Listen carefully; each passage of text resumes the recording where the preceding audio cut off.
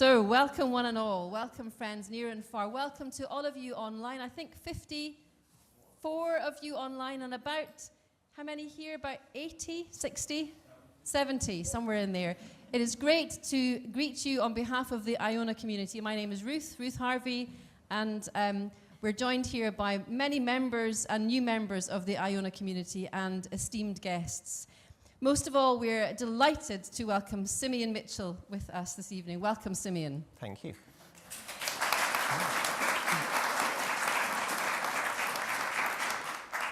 Simeon is to be delivering the third of this current series of the Iona Community Annual Lectures. And Simeon, you were to be joined by Paul Morrison this evening, but we're very sad to say that Paul's illness has meant that he's unable to be here. So please do pass on our very best wishes to Paul. Friends, a very practical announcement. If the fire alarm sounds, please just do make your way out of this door here, down the stairs, through the quad, and into the main street below. Is that right, Rolf? If the fire alarm sounds, folks online, you can just carry on with whatever you were doing. Simeon will say a bit more about the Joint Public Issues team in his lecture.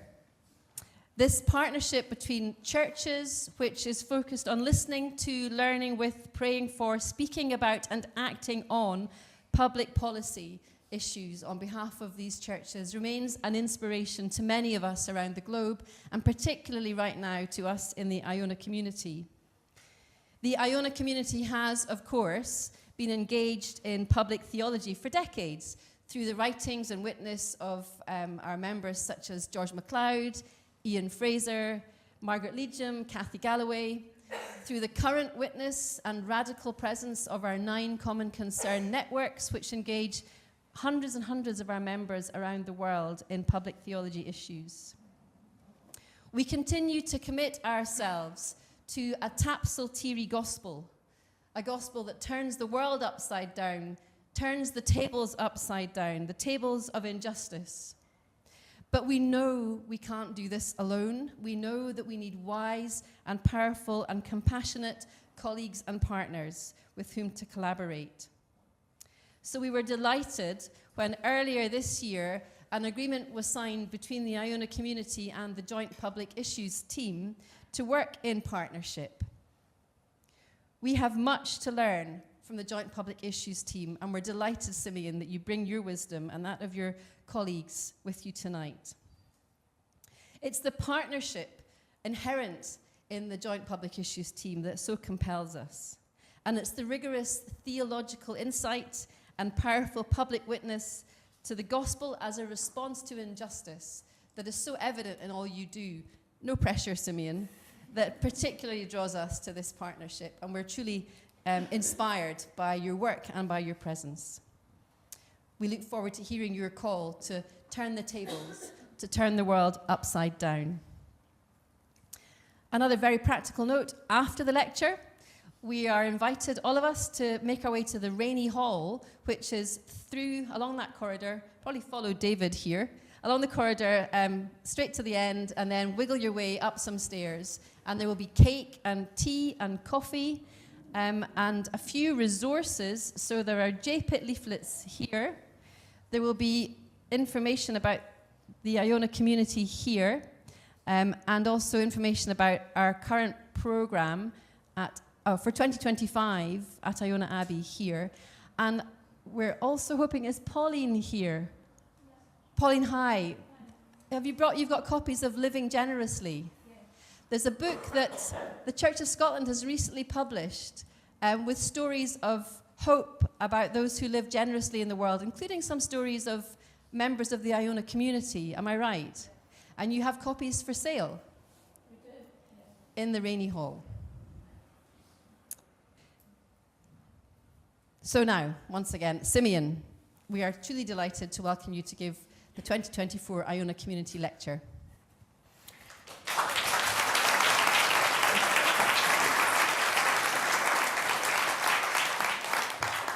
Thank you very much, Ruth. Thank you, everyone, and particular say hello to those who are joining online.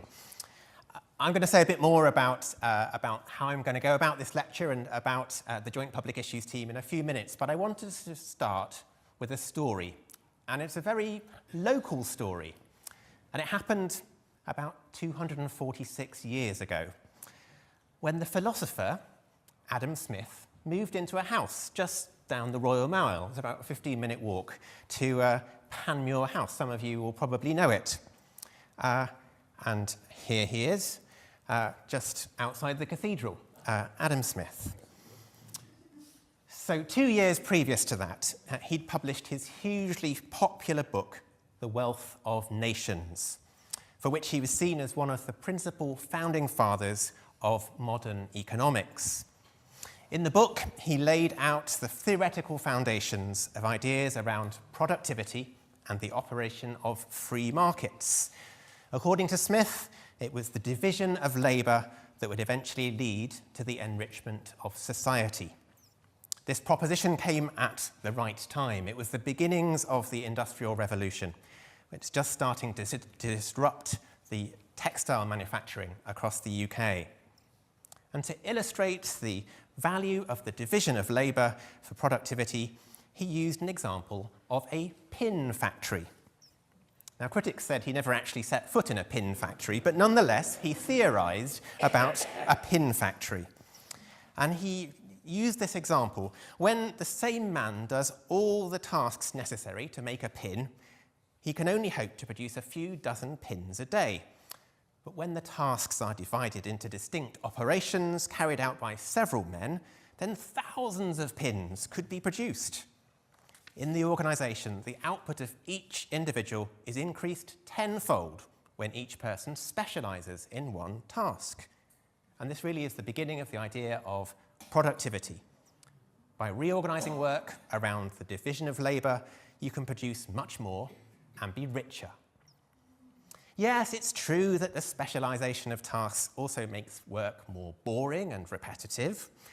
It might cause workers to lose their skills and may damage their health. But for Smith, this is largely compensated by the increase in wealth that it makes possible.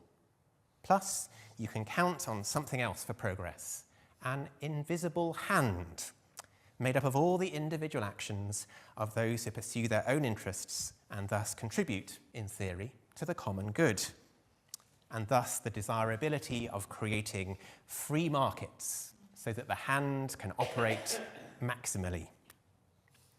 So this idea, for 2 or more centuries, has been one of the fundamentals of economics as a discipline, as a way of seeing the world. The actions of individuals that count are those that are motivated by individual selfishness. Smith famously said in The Wealth of Nations, "It's not from the benevolence of the butcher, the brewer, or the baker that we expect our dinner, but from their regard for their own interest. We address ourselves not to their humanity, but to their self-love, and never talk to them of our own necessities, but of their advantages." And thus was born the rational, profit-maximising Homo economicus at the heart of classical economics.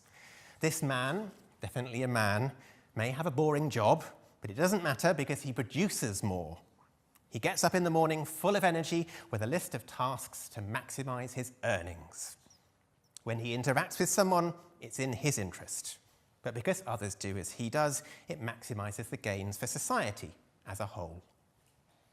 Now, critics will point out that it's a bit too easy to mock Adam Smith with our contemporary eyes.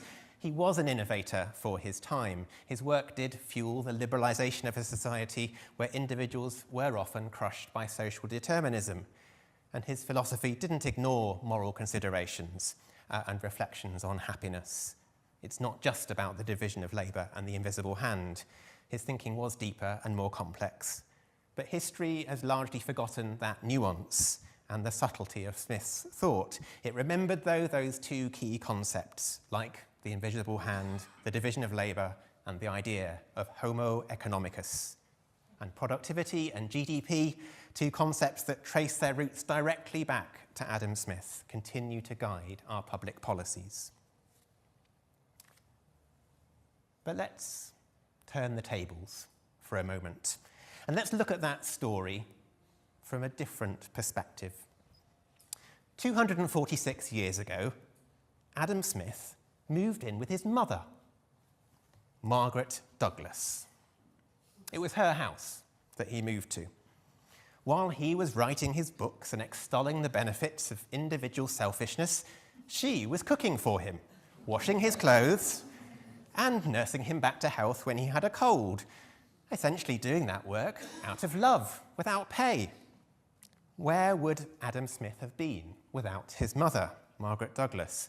This is a question that's been asked by Katrine Marsol, a journalist, in her 2015 book entitled Who Cooked Adam Smith's Dinner? It's one of a generation of recent works challenging some of the assumptions of classical economics. There isn't a line in Adam Smith's writings about the indispensable but invisible work of the person who worked around him without personal gain and made his own work possible. Was Margaret Douglas a homo economicus? Did she prepare and serve Adam's dinner out of self-interest? Well, no doubt partly yes. After all, it wasn't as if there was a huge range of more lucrative careers available to her in 18th century Scotland, and she had to eat herself. But she probably also acted out of love and generosity. And then the miller and the baker and the butcher, well, they could only perform their work and perform their miracles because someone else was looking after their home and their children and the preparation of their meals. In other words, a huge part of what makes every dinner possible was regrettably completely left out of Smith's system of economics and all that has followed from it. And that one thing that's left out is relationships. So in this lecture, we're going to be exploring why that is such a problem and what we might do about it, how we might respond to that situation, taking inspiration from Scripture and from stories and the example of Jesus Christ, who, when he encountered economic injustice in the temple courts, chose not to accept it, but to turn the tables. It is a real privilege for me to be here. The Iona community has been a source of inspiration and nurture for me for getting on for 30 years now, since I first went and stayed on the MacLeod Centre as part of a student week. Through liturgy, through worship materials, through your social witness, through your publications, through a number of return visits to the island, and through many community members that I have met and learned from and have become friends to me.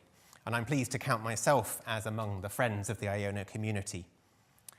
My background personally is in working in international development, but for the last 7 years now I have worked as part of the joint public issues team, known to our friends, and I hope we count you as friends, as JPIT, so call us JPIT. As many of you will be aware, JPIT consists of the Methodist, Baptist and United Reformed churches, and along with our associate partner, the Church of Scotland, we help our churches to work together for peace and justice through listening, learning, praying, speaking and acting on public policy issues. Well, that says one thing, but what does that actually look like? We categorise our activities into 4 streams of work. One is about influencing, trying to change the policies and express the concerns of the churches and contribute to the thinking of decision makers, be that through making submissions to policy consultations or public inquiries, being part of mass lobbies, holding individual meetings with politicians, or more often through mobilising people in our church communities to take action. Secondly, it's about resourcing churches and church members to have a better understanding of different issues of justice, link them to their faith, and bring them into their worship and mission and respond appropriately. Third, it's about engaging, sharing the message that political engagement is integral to Christian discipleship, making links with all parts of our churches, including young people and those who can speak about issues from their own lived experience, and creatively communicating our work in all sorts of ways. And then finally, it's around thinking, providing thought leadership for our churches and in wider society, often on subjects which are not being looked at by others, and creating spaces and resources for people to wrestle with some of the most difficult and important issues of our age. And it's in that last category that I would put the subject that we're focusing on this evening. If you want to know more about JPIT, there are some leaflets that you can look at afterwards, or there's a website, jpit.uk, where you can go and sign up for our newsletter and all sorts. And I'm really delighted that the Iona community and JPIT are currently exploring how we can work more closely together and intentionally in the future. Because from what I've shared already, and I hope you are recognising, as those of us who have been involved in those conversations so far have, how much common cause we have, how much shared concern and shared work we might have to do together. My colleague Paul is very disappointed not to be here. He sends his apologies and we wish him well as he recovers. I'm also very disappointed that Paul isn't here, as he is very much the brains of this partnership, and he's led the development of JPIT's work around poverty and around economic justice, and much of what I'm going to be sharing this evening is the fruit of his thinking and his research.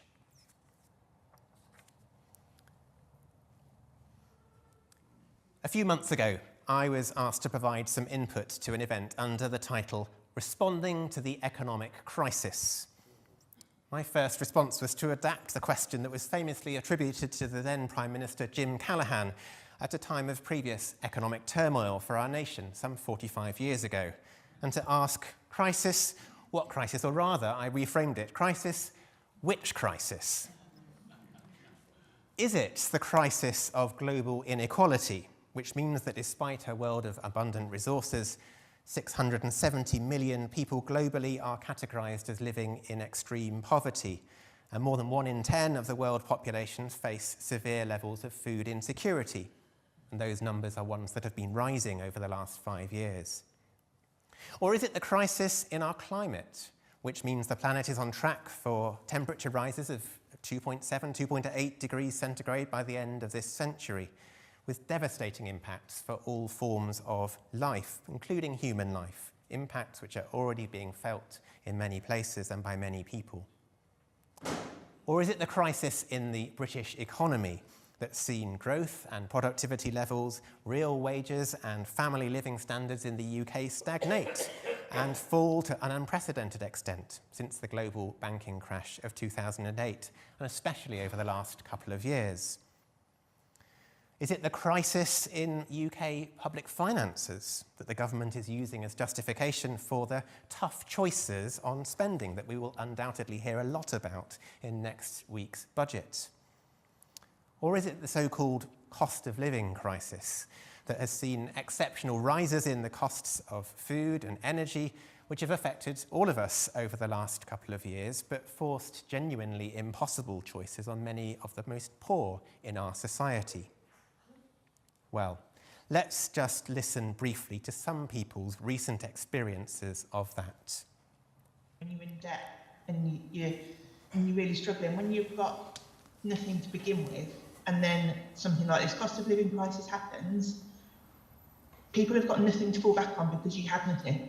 If you've never had anything, you've got no buffer, there's no safety net. They're telling us that we just need to tighten our purse strings. I mean, in fact, there's nothing in the purse. It's totally empty. If one thing goes wrong, you just have to do without, and that is when you're in work and you're doing what they say you should be doing, and it's still not enough. It's not living anymore, is it? It's barely surviving. That's the thing, just constantly keep an eye on what money you've got, just in case you're going to run out. Treading water. And this is also saying either heating or eating. You have to choose one. That's been my mantra for a long time. But no, it isn't a choice between heating or eating, because you can't afford to do any. We're lucky if we get one hot meal a week, me and the husband, because we insist on feeding the kids first, because that's what you do as a parent. Where does it stop? What else do we cut out of our lives just to keep your kids fed? Yeah, I think most people in the situation we're in, we've made as many cutbacks as we can now. There's just nowhere nothing else left to do to try and sort of save some money.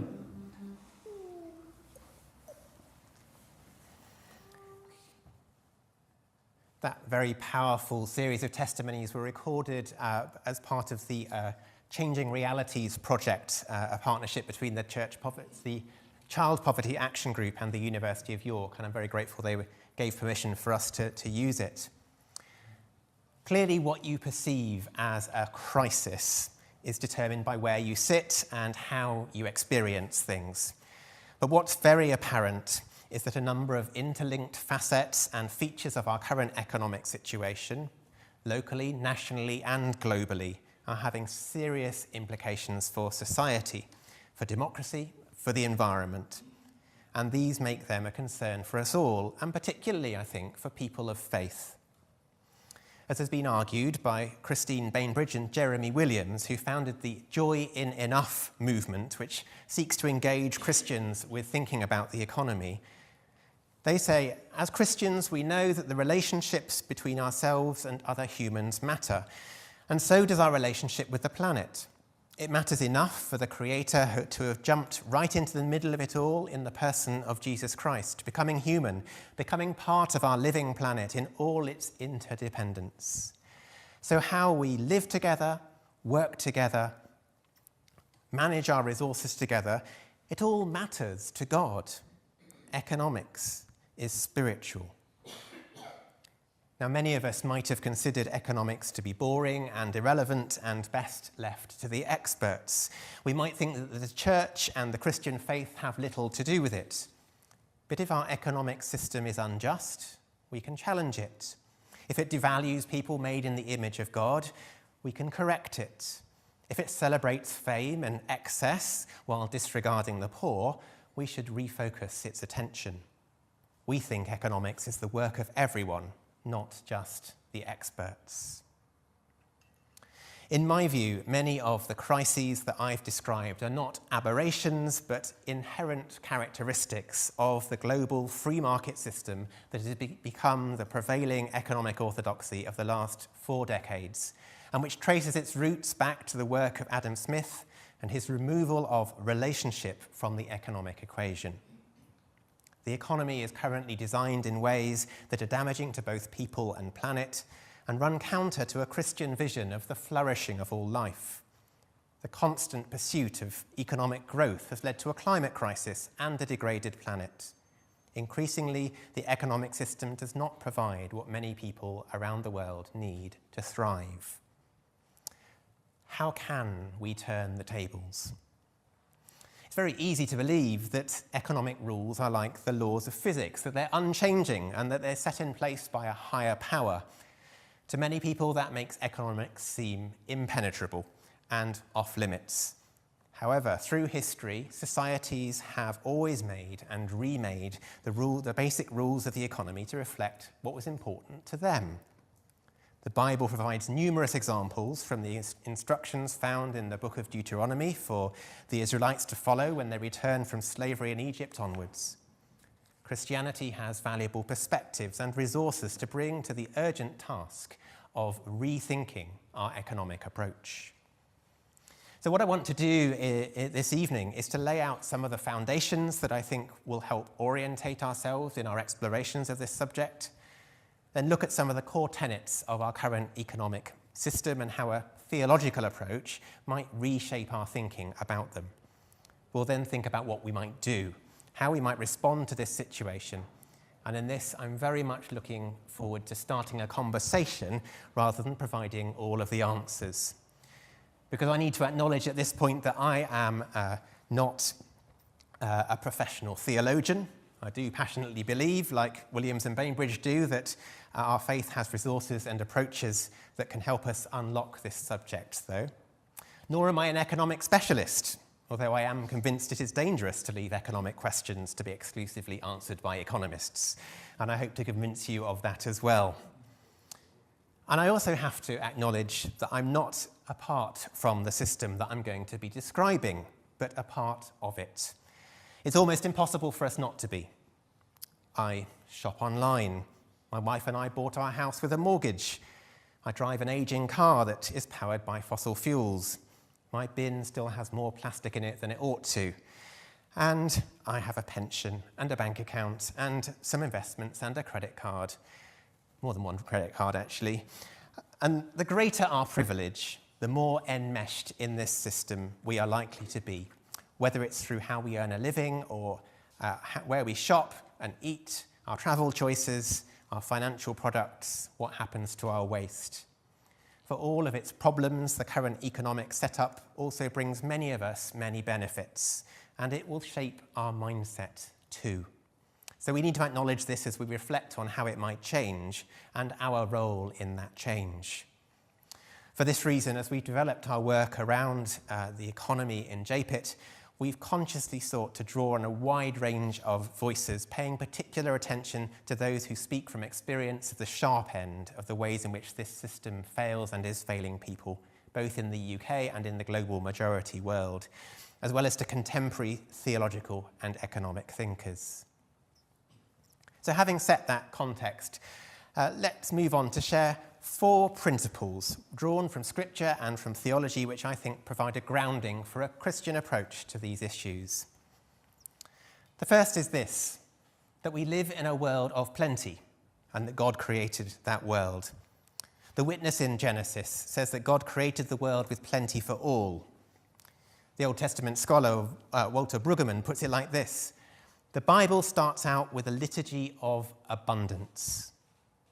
Genesis 1 is a song of praise for God's generosity, and it keeps saying, it is good, it is good, it is very good. And Israel celebrates God's abundance. The power of the future is not in the hands of those who believe in scarcity and monopolize the world's resources. It's in the hands of those who trust God's abundance. Second grounding principle, we were created for and in relationships. God created us to live together in communities, and economic activities are a vital element of almost any healthy common life. They're not good or bad in themselves. Humans are dependent on each other and all have different skills and resources and needs. And at a basic level, an economic system is simply a way of working through our interdependence for the benefit of all. It's notable that much of what the Bible has to say about economics, as seen in places like the Book of Proverbs, is about fair trading. It's about honest exchange so that both parties get a just deal. The origins of the word economy are in the Greek word oikos, meaning house. It's about housekeeping. That's all economics is. And as the former Archbishop of Canterbury, Rowan Williams, has observed, a household is somewhere where life is lived in common. And housekeeping is guaranteeing that this common life has some stability about it, that enables the members of the household to grow and to flourish and to act in useful ways. Economics is just a part of our common life, and it should be grounded in relationships. Third, God desires the flourishing of all life. Christians believe that every person is made in the image and likeness of God, infinitely precious and part of God's creation. And as such, we're invited to embrace God's abundant offering of life in all its fullness, as Jesus put it. Flourishing happens when broken relationships are put right and people can fulfill what they're created to do. To this must be added a growing understanding that the flourishing of individuals and communities can only fully take place in the context of the flourishing of all life in creation, which is also desired by God. The World Council of Churches has pointed out the belief that God created human beings as part of a larger web of life and affirmed the goodness of the whole creation, as we see in Genesis 1, lies at the heart of biblical faith. The whole community of living organisms that grows and flourishes is an expression of God's will and works together to bring life from and give life to the land, to connect one generation to the next, and to sustain the abundance and the diversity of God's household, or oikos. Genesis 1, verse 26 speaks of humans having dominion over the rest of creation. But that shouldn't be a relationship of domination. After all, the Bible has a lot to say about how those charged with ruling over others are called to exercise that responsibility. The theologian Richard Bauckham argues the dominion is a special role of responsibility that humans have, but it's a role within the community of creation, a role in relation to other creatures. If we forget our own creatureliness, our creaturely limitations, our interdependence with other creatures, if we think of ourselves as demigods, that's the way the dominion goes wrong.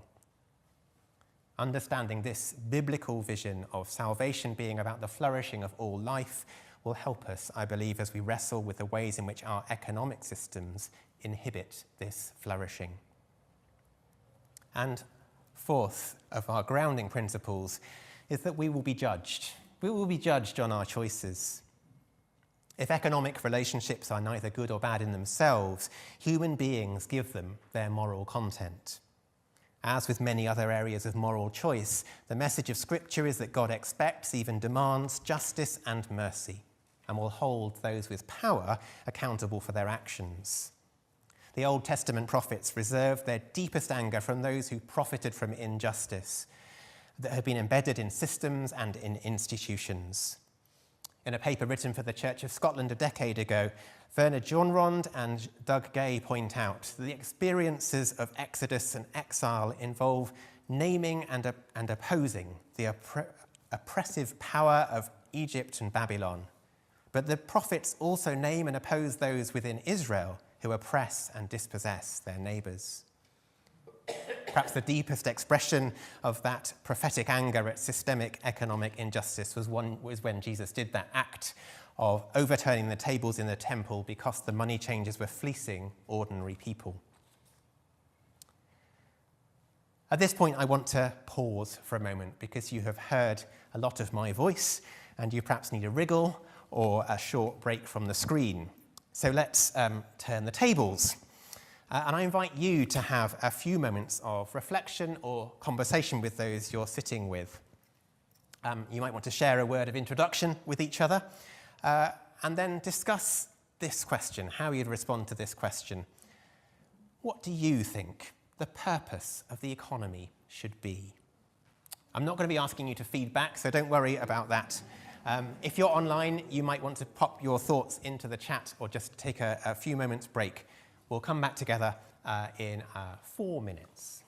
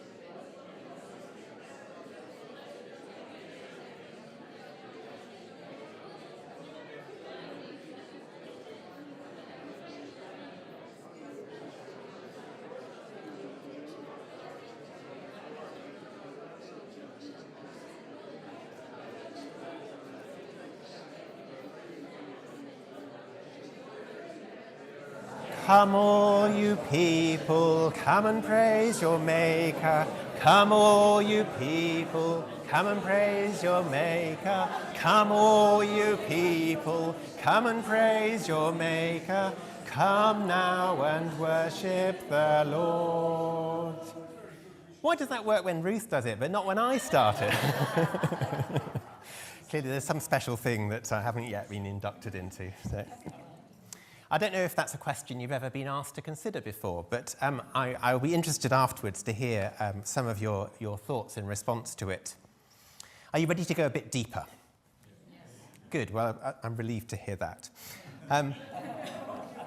To recap, we have acknowledged that the world is gifted with abundance, that we're created for relationship, that God longs for flourishing, and that we will be judged on our choices.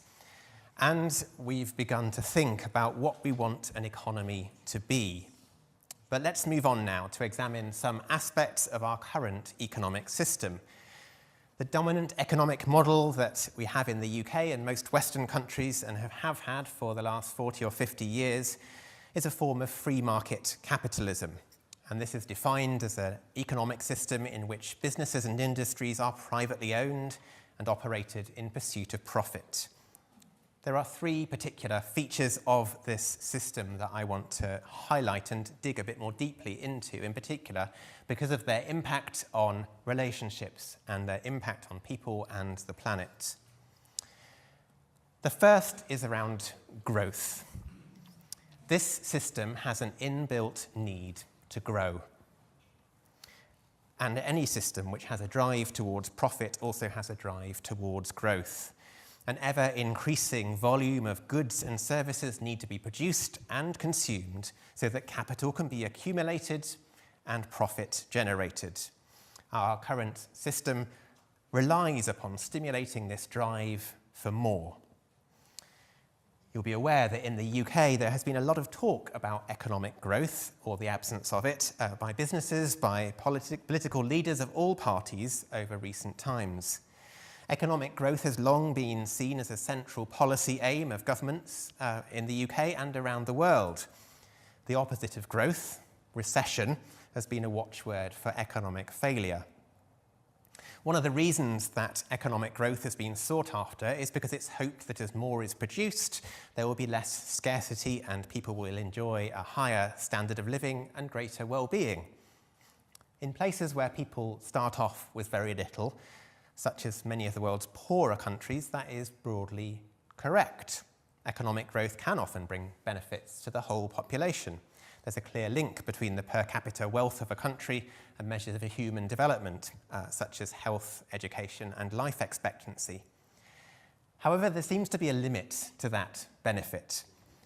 In richer nations, such as the UK, the link between growth and human well-being is much less evident. How wealth is distributed in a society is much more significant. One of the big problems with this obsession with economic growth is that it's having huge consequences for the environment. Since the 18th century, industrialization, sometimes supported by a ready supply of natural and human resources through colonialism, led to a huge surge in economic growth, which formed the foundation of the prosperity currently enjoyed by many European countries, including our own. But these economic activities produced increasing amounts of carbon dioxide and other greenhouse gases in such quantities that it went beyond the ability of natural processes to constrain them. The result has been global temperature rises and the devastating and widening impacts of climate change.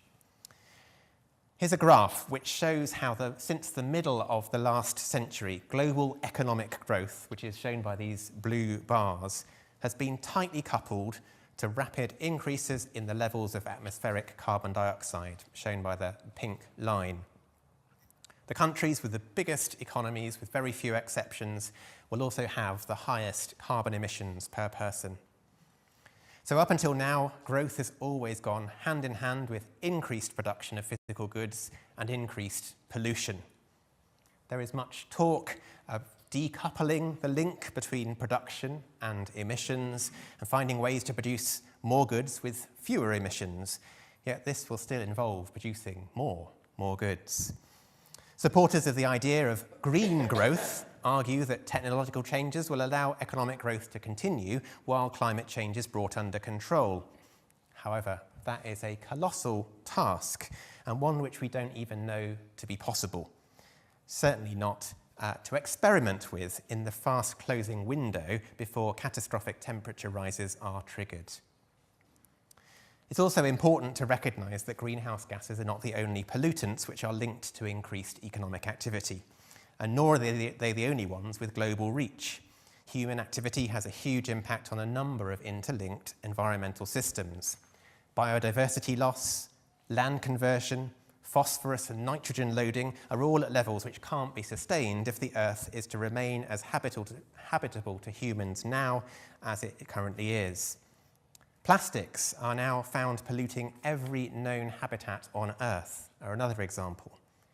Their production has risen inexorably since their introduction in the 1950s, increasing 45% over the last decade to over 380 million tonnes per year. The sheer scale of human industry's ability to extract, produce, use and dispose means that we now have global effects that previous generations wouldn't have been able to comprehend. Our levels of production and consumption threaten to damage the Earth irreparably. The American academic Kenneth Boulding sums up the problem when he observes, anyone who believes that exponential growth can go on forever is either, in a finite world, is either a madman or an economist. Boulding happens to be an economist. Never-ending growth is not possible within the boundaries of the planet. But an even bigger question is whether such growth is even desirable, if growth doesn't necessarily lead to the flourishing of human or other life. Setting growth as an objective is simply aiming for more, without asking the really important question, more of what? This is where turning the tables with a theological perspective can bring helpful insights. Jesus' parable of the rich man who built bigger barns, ever bigger barns, in Luke 12, warns that an obsession with accumulation not only risks missing the point of life, for as Jesus says, life doesn't consist of the abundance of possessions, but may ultimately prove destructive. Rowan Williams warns against the dangers of seeing growth as an unexamined good. Growth out of poverty, he says, growth towards a degree of intelligent control of one's circumstances, growth towards perception and sympathy, these are all manifestly good and seriously ethical goals, he says. And there are ways of conducting our economic business that could honour and promote these. But a goal of growth simply as an indefinite expansion of purchasing power is either vacuous or malign. Malign to the extent it inevitably implies the diminution of the capacity of others in a world of limited resource. As ever with Rowan Williams, there's a huge amount packed into a few words. Williams points out that there is a marked contrast between the biblical promise of abundance for all and the basic tenets of capitalism of presumed scarcity, which encourages unlimited greed. So that's a little dive into growth. The second linked feature of the free market economy, which is a driver of environmental destruction and the undermining of well-being, is the way in which it assesses value. The most widely used measure of the size of a national economy is gross domestic product, GDP, which is usually defined as being the value of all the goods and services produced within it. So it's arrived at by adding up everything that is spent or traded within or by each country, by individuals, by businesses, by the government. Changes in GDP are used as the principal indicator of economic growth. So if more trading is done than in a previous period, if the value of goods traded is higher, then the economy is said to be growing. Now, the way that GDP is calculated means that it includes everything that is traded in an economy, regardless of its utility. So not only food and medicines, but illegal narcotics and trafficked humans are included in their market value. Did you know trafficked humans are part of GDP? And because GDP measures activities, pollution-generating activities also increase GDP, and so do the activities that are needed to deal with that pollution. The measure takes no account of the natural resources that are consumed or destroyed in that process. In fact, someone once observed that a really good way to prompt a short-term boost to GDP is for there to be a big disaster, a blowing up of an oil rig. Even a car accident is really good for GDP because of all the extra spending that it prompts. It's not good for society, it's not good for the environment, but it's good for GDP. GDP, as we have already touched on, doesn't include human activities that aren't bought or sold, such as the work of caring for family or neighbours in need. Going back to that glaring omission from Adam Smith's model, it excludes much of the work that's traditionally done by women, as well as providing an incentive to move those activities from the family sphere into the commercial one. So it doesn't include all that work, but it does include the unpaid work that an owner-occupied house does in providing you with shelter. GDP also doesn't tell us anything about how wealth is distributed across a population or how it's being used, further limiting its worth as a measure. As the Archbishop of Canterbury, Justin Welby, recently observed, in the face of climate change, vast wealth won't save us unless it serves the population of the world. In fact, the economist who devised GDP as a measure some 90 years ago, Simon Kuznets, was so aware of its flaws that he argued it shouldn't ever be used in society. Yet, despite it being so problematic, so loaded with judgments about value, today it is the key economic indicator. A second aspect of the way that free markets assign value, which impacts on people much more personally, is the implicit notion that one's economic position or wealth is an indicator of what you deserve. The market says that if you're poor, you must have limited economic value, so you deserve to be poor. Equally, if you're wealthy, whether you inherited your money or made it from exploitative activities or honest, beneficial hard work, you deserve that too. The market was never intended to be and can never be fair, yet it's often perceived to be. The American philosopher Michael Sandel has recently written quite a lot about this, about the consequences of a supposedly meritocratic market system for democracy and notions of the common good, speaking of the hubris it generates among the winners and the harsh judgment it imposes on those who are left behind. In the spring of 2020, when this country was first locked down because of COVID, people came out onto their doorsteps each week to clap for NHS staff and other key workers, supermarket cashiers, postal delivery people, care workers, refuse collectors. That crisis made us realise what some of the most important roles within our society actually were, jobs that were central to our well-being, to our common life. And yet those jobs are not prized by the market. And so they're notoriously among the poorest paid and the most insecure, even after those pandemic experiences. So much so that many key workers are now struggling to buy food.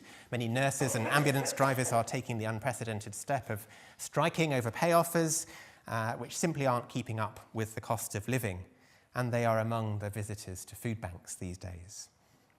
The political economist Mariana Mazzucato tells us that society is a manifestation of our values and who or what we value.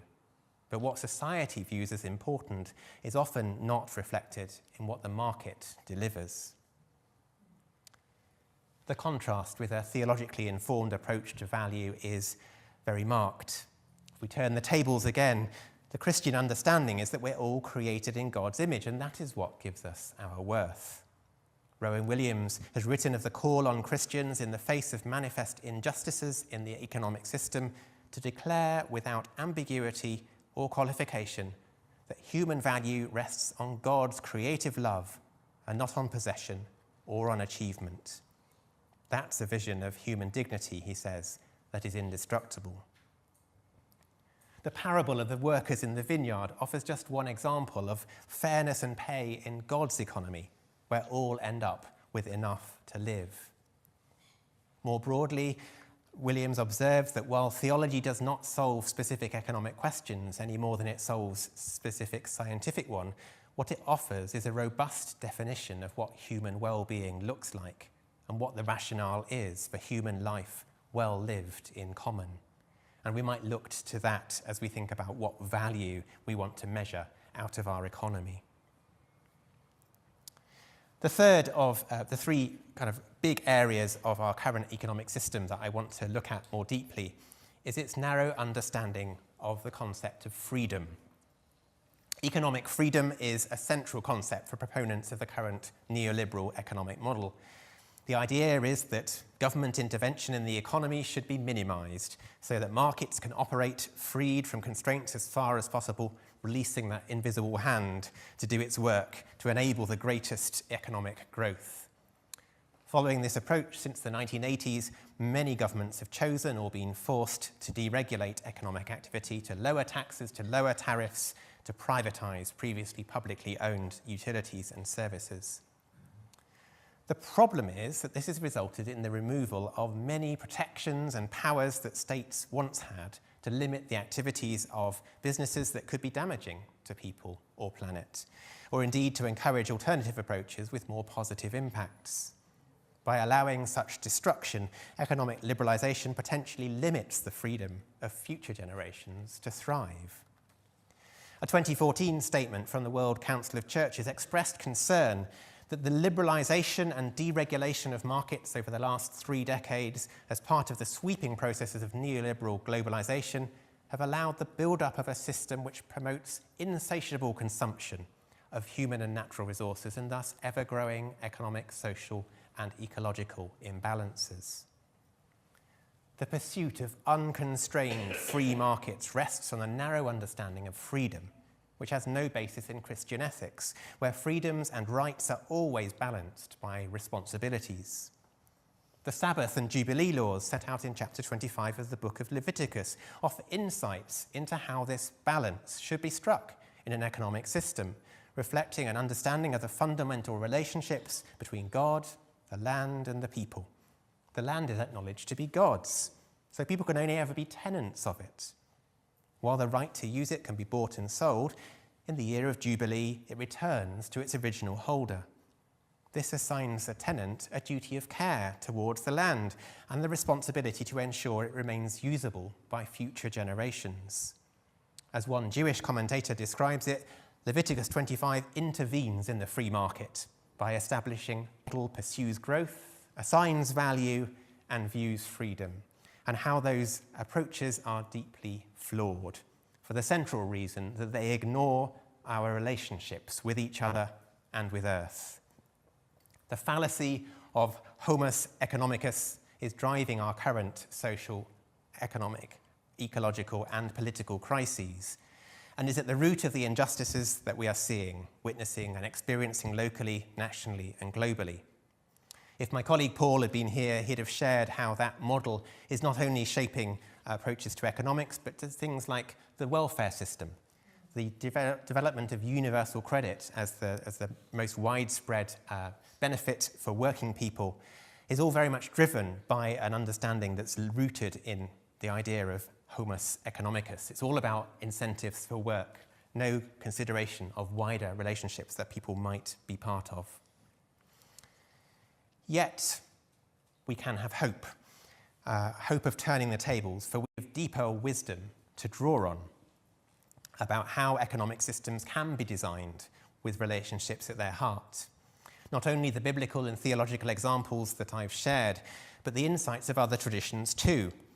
From the medieval Islamic scholar Al-Ghazali, who 700 years before Adam Smith's pin factory set out a system for the division of labour in a needle factory. And people wonder where Adam Smith got his idea from. A needle factory, but warns against using the division of labour to create extravagant wealth or excessive profits, instead saying that the welfare of workers and the community were much more important than those things. Or what about the Sumerian debt system? Have you come across this? Where you never entirely pay off a loan, because to do that would be to sever your relationship with the other person. So you always make sure you pay people back, but you leave the equivalent of a cup of sugar, that you owe them or they owe you, so that you've still got a relationship. So, where should we then begin in seeking the transformation of our economic system? What can we do about all of this? I think the first thing is to believe that change is possible. It's very easy to get downhearted about this and to think that the system is so unassailable, so dominant, that we can't do anything about it. But the fallacy that economic rules are unchangeable and there's no alternative allows ideas like it's inevitable that there are huge inequalities of wealth, or greater consumption leads to greater happiness, or an economy must always grow and growth is always good, to go unchallenged, to go even unnoticed. Those assumptions need to be surfaced and questioned. We also need, I think, to reclaim the idea that the goals of economic activity should be the subject of civic discussion and democratic decision-making. It's not better left to the experts. If we begin to view the economy as something that exists to serve human well-being in ways that are environmentally sustainable, that will transform the way that we think about the objectives of economic policy. We need no longer be slaves to the economy, but can build an economy that serves all life. And just that idea of the economy, it will affect the economy. What do we mean by that? The economy is just the sum of all of us. And as one of the economists, ecological economists said, it's a wholly owned subsidiary of the environment too. And we can start that discussion now. In fact, we started it already by being here this evening and having this conversation. And conversation that we will continue in a moment. JPIT has produced a 6-session course for small groups which enables people to reflect on some of the issues that I've been talking through this evening from a Christian perspective, called Just Economics. It is available for free from our website, and you might want to use it in your churches or your family groups as a way of going deeper into some of these issues. But as well as talking about this stuff, I think we also need to listen and to keep listening, particularly to those who can speak for their own experience of how the current economic approaches are failing them and about what needs to change. The gospel experience is that God's wisdom often comes from the margins, and this should be a spur to action. As the late Gustavo Gutierrez said, and we honour his memory this evening in the week of his death, the poverty of the poor is not a call to generous relief action, but a demand that we go and build a different social order. So let's listen to the experiences of the poor and others who are affected by our current economic model.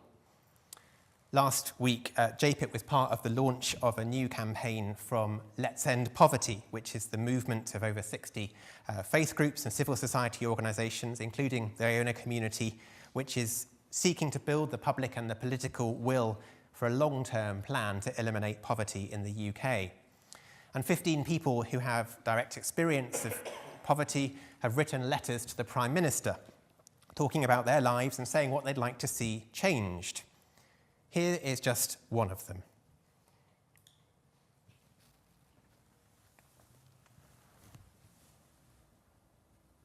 Dear Prime Minister, my name is Claire Pope, and I'm writing to speak with you and put across to you why ending poverty for people in this country is so important to me and to many members of my community. Here are some of the ways that I would like people like myself to be included in your policy making. Please listen to people and consult with people and communities who suffer this appalling lack of support and understanding as to how they are in this situation. Invite us to Downing Street. Let us address Parliament ourselves. We're not nutcases or scroungers who you can't speak to. Have people like me in discussions with our ideas and our experiences of the system. Come visit our food banks. You'll meet good, hard-working people who are friendly but just want a voice and a fair go at life for ourselves and our children. I was homeless at the age of 57 until I was 60. I lived in my car, then I lived in a caravan in a field with no toilet facilities, no running water and no electricity. I still kept working. I ended up in that situation because I could not afford the high private rents being asked for. My experience of being a single parent and being sole bread earner for me and my daughter was very difficult, but I made it work without a great deal of help and not much empathy. I believe that you have plans to reform the DWP. Their training needs to be so much more empathetic. Our situations are all quite unique and one size does not fit all. Please remember to consult with people who have to use these services and rely upon them because wages do not cover our bills, not because we are lazy or feckless. I would love to meet people from your government and really be able to speak with them and explain our difficulty. We are human beings with lived experience and we deserve a chance to say how things need to be reformed and rethought. I was able to join a local project called Feeling the Pinch, a part of the Lewis Food Alliance. It offered participants a seat at the table and a voice. We got a visual and spoken display together where we were able to showcase and highlight local issues from local people. We joined forces and spoke with local councillors and community leaders. It was enlightening and educational for guests and participants. It has gone a long way to closing the gap of understanding between local politics and us, the community and electorate. We'd be happy to share our results and display boards with you all. Thank you for your time, and it would be lovely to meet some of your team. Claire Pope, Lewis, East Sussex. A little glimpse of what it might be like to reintroduce relationships into the process of decision-making and distributing of power. Listening works on a bigger scale too. 20 years ago, a global listening and reflection process led Reformed churches, led by their global majority members, to make a powerful and prescient call to action for economic justice called the Accra Confession. It picked up on that idea of restraint that we were just looking at, and it made this bold and theologically rooted declaration. The root causes of massive threats to life are above all the product of an unjust economic system defended and protected by political and military might. Economic systems are a matter of life or death. We believe the economy exists to serve the dignity and well-being of people in community within the bounds of the sustainability of creation. And that last sentence, I think, sums up really the vision of where we should be going and what we should be doing around all of this. Imagine the positive transformation that could come from rebuilding our economic approach from that as the starting point. And it's really encouraging that new economic ideas are emerging which reflect this wisdom and this goal. The most famous of those is perhaps the donut economics model, developed by Kate Raworth, which is a visual representation of sustainable development made up of two circles, hence the donut. One, the inside edge, is the social foundation, which includes everything that humans need in order to thrive, while the outer edge represents an ecological ceiling which shouldn't be breached. Between those rings in the dough of the donut is what the author terms the safe and just home for humanity. The focus for policymakers, this suggests, should be on putting in place mechanisms and institutions to ensure that these social foundations are provided and those environmental boundaries are not breached. And here is how that looks when people in Leeds thought about how they might apply it to their city. Some things are easy to measure, and other things much harder. How do we know right here and now if the way life is working? For people and our planet. This donut can help. Aye? Look, the inside edge is our social floor, and when we fall below it, we don't live well. The outer edge is nature's ceiling, and when we exceed it, we damage the planet. See the bit in between? That's our donut. That's the safe place where we can all live well. But what's that got to do with life in Leeds? Leeds can be a great place to live, but not for all, and not in all ways. For lots of people, life in Leeds falls below our social floor. They aren't living safe and thriving lives. We're also exceeding nature's ceiling and could do a better job of looking after our environment. And life in Leeds also harms people across the world and impacts on the health of the planet. But what if we could change things and bring life in Leeds into the safe and thriving place of the donut? What would a safe and flourishing Leeds look like? How would it feel? I could play in the street without worrying about cars. I could walk wherever I wanted any time of day or night without fear or danger. I could get everything I need within 20 minutes of my home. I would feel part of my local community, know their names, and stop and talk to them. My voice would be listened to in decisions about me and my place. I could have fresh fruit and vegetables to pick and eat on my doorstep in every month of the year. And what would it be like if our local experiences were respectful of our global responsibilities? I'll get paid fairly, be treated well, and live and work in safety. My family would drink clean water, grow food to feed ourselves, and reap the benefits of our ancestors' land. We can make this a reality, here, now, in Leeds. There is so much happening already.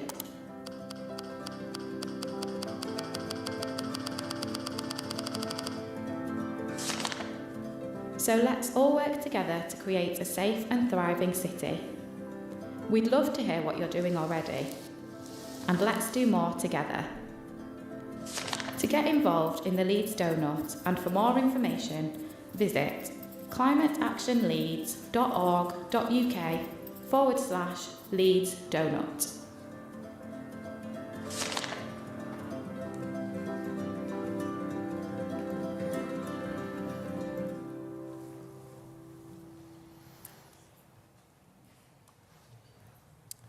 That little film leads very nicely into what is my final point, after which I'm going to turn the tables back to you again and we'll have some more conversation. But my final point is that none of this has to wait. It can start now. Our current economic model is harmful, but it might seem dominant, it might seem unassailable, but like God's subversive kingdom, we could begin to build the new world amongst the cracks and the edges of the old. We don't have to accept its assumptions or its rules. We can choose alternatives and work to undermine it from within, as well as challenging those who hold the power to make changes to the system itself. And many people and groups are already doing this, some in small ways, others in big ones. I'm sure you're aware of some, and perhaps you're involved in some of them. Knowing the kind of people that you are, I imagine that you are involved in some of those things. So I invite us now to have a bit of a conversation, a bit of a think together about examples of practical initiatives and ideas which move us towards an economy that enables the flourishing of all life, that honours relationships, that models restraint, and that serves the well-being of people and planet. They could be small, local, or big national or international initiatives. They could work within the current system or challenge them completely. And it would be just really interesting to crowdsource some ideas this evening of things, initiatives which fit that brief. So just another sort of 5-minute conversation in your spaces. What practical initiatives or ideas are you aware of that could move us towards an economy of life? And if you run out of ideas for that one, what action might this evening's conversation inspire in you? And then we'll have a bit of feedback and then we'll wrap up.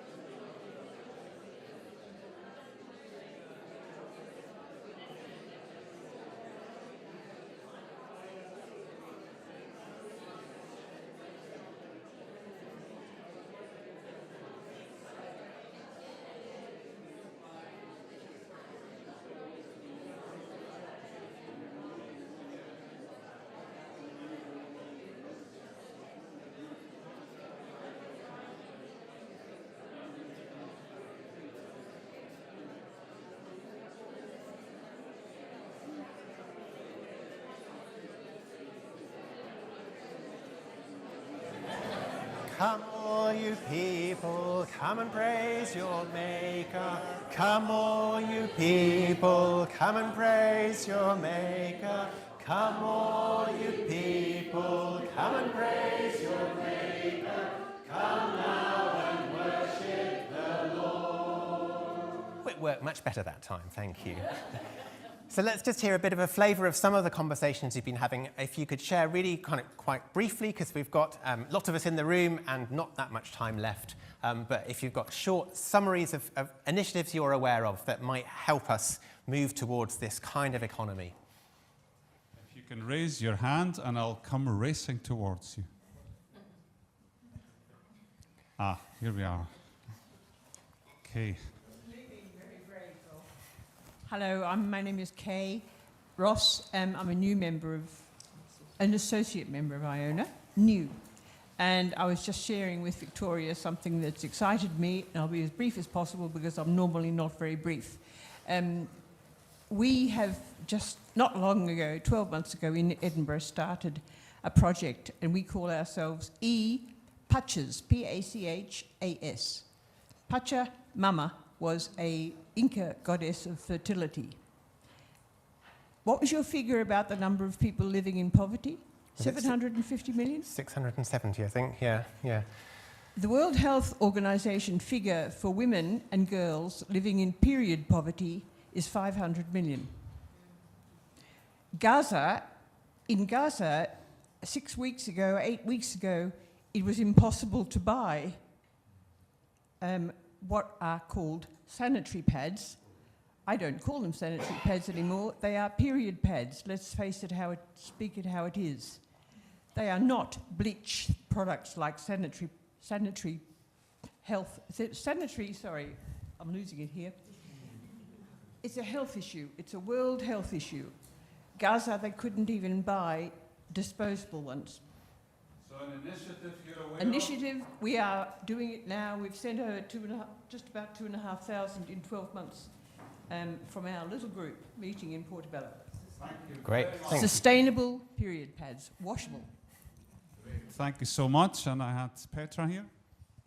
Yeah, I mean, we talked a little bit about what you can do personally as you age and energy wanes, and I thought that was really interesting to sort of hear how you still manage to do so many things and share so much. And I just wanted to mention something I'm aware of. Glasgow is big time into going into the donut. The City Council has just adopted the donut network as one of its guiding principles for all policies. It's gone through the highest committees. There's indicators, there is action plans, and everything. I'm very pleased to be involved in that. Great. Thank you. Will we have two more, Simeon? Two more then, yeah. Neil at the desk. Here's Neil and Ray from Sanctus Media, who are facilitating our online streaming. Just gives me an opportunity to highlight their work. Well, these comments are not mine, but they are those who are watching.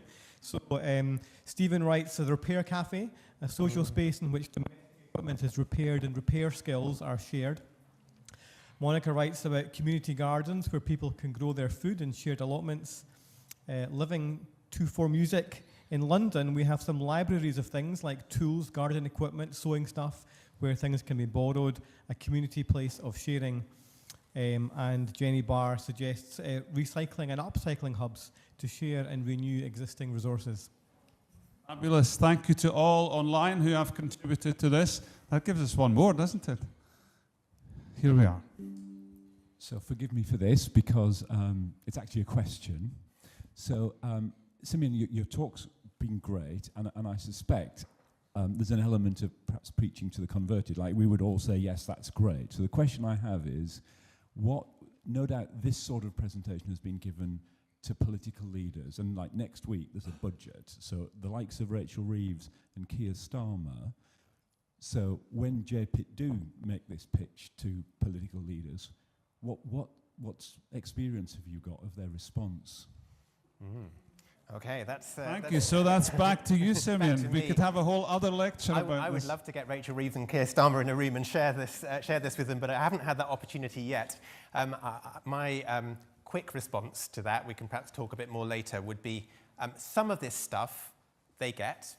I think they're pretty convinced around the climate crisis, for instance, and I think they're pretty good at thinking about the needs of the vulnerable in society, but they don't necessarily join it all up.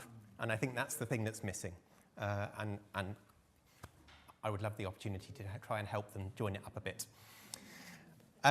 Let me just share 4 quick thoughts, ideas which I thought were worth promoting. Not that they're the only 4, but they were the ones that I was thinking about. And they take us from the individual level, something we can each do, to things that might happen involve more people in society.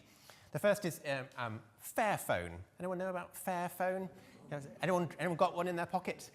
Great. Yeah, Fairphone is a really good idea. It's a mobile phone where all the parts are replaceable and upgradable, rather than having to throw your phone away when it breaks or when it's time for an upgrade. You can replace all the parts. There's lots of things in the supply chain of mobile phones which are problematic, but Fairphone's making a real effort to build relationships all the way down the supply chain so that they can at least be part of conversations about how the people who are producing this stuff for our phones how their lives can be improved through that process. So that's one thing that any of us who are buying a phone might consider. What about a community thing? This is not a very good picture of the Osney Lock Hydro Archimedes screw. So this is a renewable energy project in my local community. I'm one of several hundred shareholders in this, which we all contributed a bit, and we got it built, and now we're getting dividends out of it. So it's working quite nicely financially as well. Community-owned renewable electricity is, I think, one of the great opportunities that we have got. Renewable electricity energy is obviously a different way of gathering energy from the exploitative fossil fuel approach that we need to move away from. It's a way of receiving energy. And if it's community-owned, community-controlled, then there's much less NIMBYism about it. People are quite keen on wind turbines if they can have a say in where they're sited and what their operating conditions and so on. So that's something communities might think about doing, community-owned renewable electricity. What about, it's the wrong way around. What about councils? And I'm very grateful we had the opportunity to, Paul and I, come and meet with the Common Concern Network on Poverty earlier in the autumn. And they brought our attention to the idea of community wealth building, an initiative that is a bit like the donut economics, but it's happening in various local authorities and government areas, particularly in Wales. It's very strong in Wales. It's the idea that you could look at things like procurement processes as a council and consider not only the value and cost of those things, but how could that process contribute to building the wealth of the local community by employing people who are unemployed, by thinking about local food purchasing, by considering the benefits to society of investing there and looking at it in a circular way. And there are all sorts of different initiatives around decarbonisation or retrofitting social housing or changing procurement rules for local councils are resulting from that. So that's a really interesting idea which ties in with all of this. And then the fourth one is on the screen already, which is tax. So that's one of the ways, I think, one of the vehicles that we have to create restraints in our system and create incentives in our system which build the common good. Now, people tend not to like taxes, but actually I think it's something we should be really seriously thinking about as a mechanism for introducing more fairness into our economic models. You can tax bad stuff, you can incentivize good stuff, and we can decide what's good and what's bad in that thing. So as we get to thinking about the budget next week, that is one of the areas to watch and I think to press for change around. That is the last of my slides, apart from a list of links if you want to follow up some of the things that I've been talking about this evening. But I thought I might just end by reading a few words written by John Bell and Graham Moore, which I think really speak to this encouragement to try and make changes even amidst the dominating current economic system. Heaven shall not wait for the poor to lose their patience. Heaven shall not wait for the rich to share their fortunes. Heaven shall not wait for the dawn of great ideas. Jesus is Lord in our present imperfections. His power and love are for now and forevermore. Amen.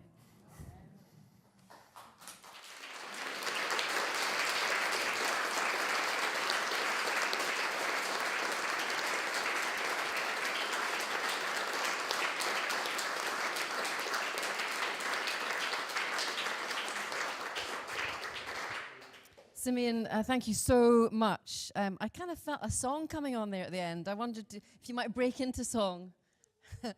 We could sing. Simeon, thank you so much. You've taken us on a remarkable journey. You've reminded us of the centrality of relationship. You've put at the heart again the notion of the common life, which is a phrase that we use a lot in our community, and you've brought a new flavour to that notion. You've opened up for us the doors into notions such as growth and value and freedom. And you've brought us back with Mike's question, particularly to the question of, so what now? So what now? And how do we now engage with our politicians and our local councils in ways that are life-giving and abundant? And we wish you and Paul well as you engage with the Chancellor of the Exchequer next week. In response to the budget, I believe there will be some exchanges with JPIT and our government. Thank you so much. Yeah.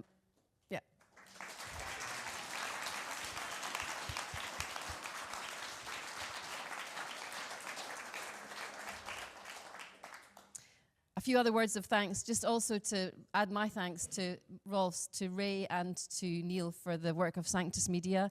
The folks on the screen at home will be the recipients of this wisdom, but we'll all be the recipients also because we'll be able to re-watch this lecture with subtitles and all the videos at a later date. Thank you so much. Thank you to New College. One of our partners in the partnerships that Rolf is nurturing is a partnership with the University of Edinburgh, particularly through New College. And we're so delighted to be able to be here in New College for this Iona Community Lecture. And we're grateful also to be in the Rainy Hall for the coffee and tea and cake. And we're grateful to the 4th Family Group of Edinburgh. Is anybody here from the 4th Family Group? I think, and your cake is here, Ursula. So thank you so much for the cake, which we will be enjoying shortly. Again, a reminder that Pauline will be with the book Living Generously, and you can buy copies of that and read some stories that relate to the theme of the lecture this evening. Thanks to Rolf and to Fiona for being the folks behind the scenes over a long period to set up and beautifully host and curate this event. Thank you so much. Thanks to each one of you here in the room, and thanks to all of you online, some of whom we hope we might see tomorrow at the gathering if you're coming to the Iona Community Members Gathering. But for now, my final thanks once again to Simeon, and in his absence to Paul, who's an inspiration behind all of this. And do come and have a cup of tea and a piece of cake.